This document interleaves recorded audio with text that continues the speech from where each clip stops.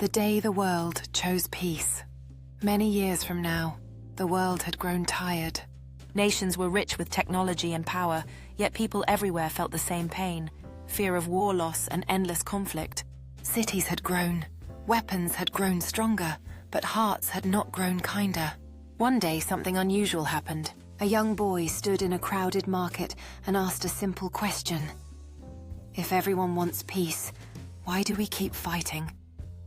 The people around him laughed at first, but the question spread like a quiet wind. It traveled from one city to another, from one country to another, until leaders, soldiers, teachers, and children were all asking the same thing. Slowly, the world began to change. Instead of teaching children how to hate those who were different, schools began teaching understanding, empathy, and cooperation.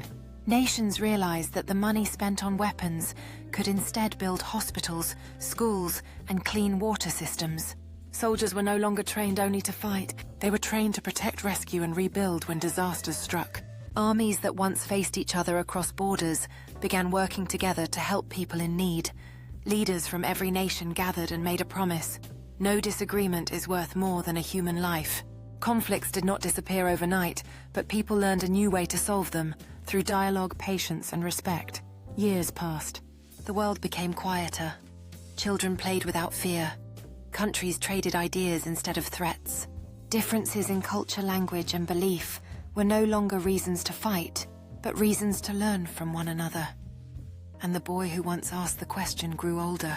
When people asked him how the world finally found peace, he simply smiled and said, "Peace began the moment we remembered that every person on this planet is part of the same human family."